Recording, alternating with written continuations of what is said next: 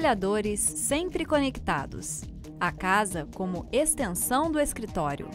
Relações de trabalho cada vez mais fluidas. O crescimento econômico brasileiro e as novas tecnologias de comunicação trazem modificações para o mundo do trabalho. Eu sempre trabalhei de carteira assinada. O primeiro emprego, que foi numa academia com 17 anos, essa escola de dança que eu trabalhei por 9 anos com a carteira assinada. Na verdade, esse ano que eu ousei mesmo sair, eu falei, agora eu vou trabalhar, para eu me inserir no mercado, eu vou trabalhar por conta própria, que foi quando eu comecei a fazer assessoria de imprensa. A vida de Débora é como a de milhares de brasileiros que trabalham sem ter carteira assinada. Rotina diferenciada, horários estipulados pelo próprio trabalhador e a facilidade do trabalho em casa. Não sei se eu quero ter um emprego de carteira assinada hoje, justamente para eu poder pegar vários freelancers. Eu não sei se eu consegui uma boa proposta mesmo, assim, salarial. Mas a liberdade prometida pelas novas relações de trabalho podem esconder armadilhas para o trabalhador.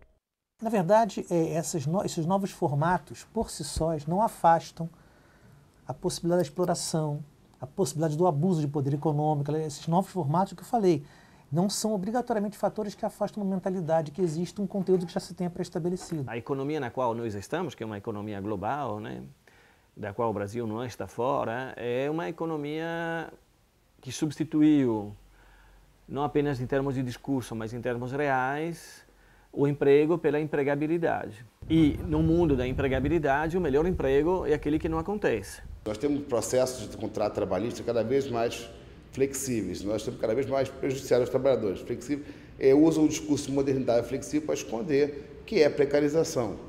E a precarização trazida pelas novas tecnologias de comunicação está na jornada excessiva que recai sobre o trabalhador. Às vezes, eu imagino o trabalhador que faz uma jornada exaustiva porque o empregador cobra ele disso na fábrica. Ele bate o ponto e volta para trabalhar numa fraude, a legislação trabalhista. Porque no fundo ele trabalhou mais do que o ponto indica, já que for lá após o horário.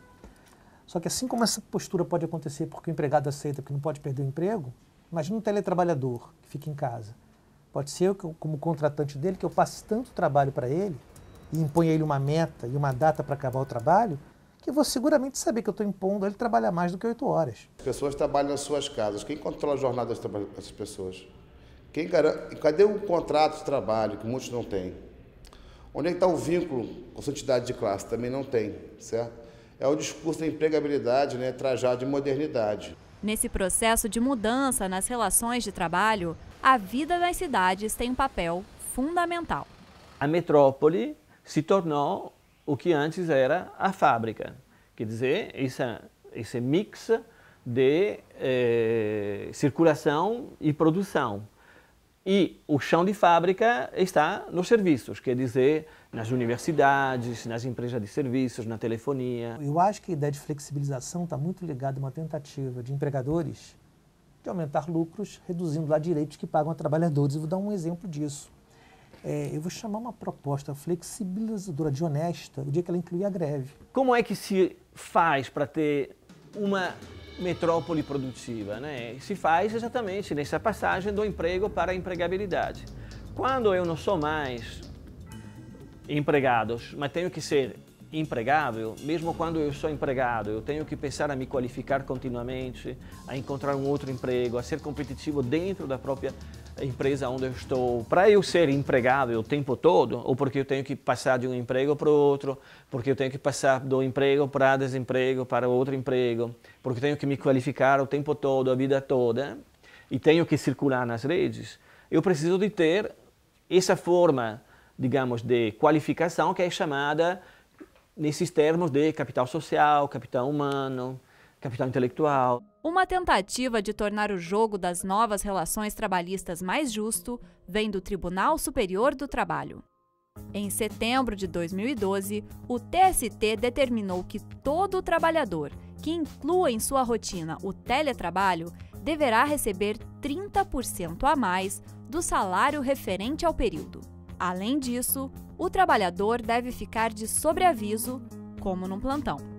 O problema é que o empresário brasileiro quer ter uma lucratividade que, se não é a maior, é uma das maiores do mundo. Enquanto os Estados Unidos, uma empresa lucra 10, 15% ao ano, o empresário brasileiro quer lucrar 30%.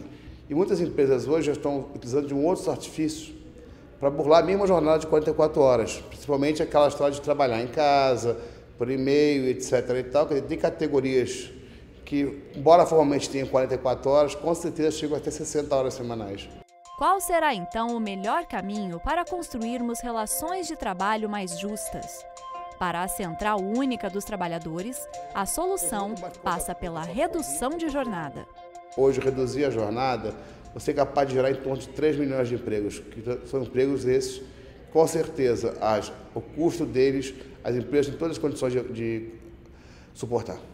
Redução que está também no desejo dos trabalhadores. Dados do Instituto de Pesquisa Econômica e Aplicada, o IPEA, mostram que cerca de 40% dos trabalhadores acreditam que as longas jornadas de trabalho comprometem a qualidade de vida. Eu trabalho com assessoria até as 5 e depois eu emendo à noite, de 5 até as 10. Eu acho que até isso dificulta mesmo que a pessoa tenha um foco específico ou até mesmo batalhe por uma inserção melhor na área, né? Porque a luta diária para você conseguir ter uma renda legal e se manter prejudica nesse sentido, é bem complicado. Para o professor João Berthier, a modernidade das novas relações entre patrões e empregados pode ser incluída na consolidação das leis do trabalho. O que é importante ver é que a CLT ela pode ser lida de maneira moderna. Vou dar um exemplo disso, né? Quando a CLT nasceu, ela tinha no artigo 6º uma regra que falava e fala ainda do trabalho no domicílio.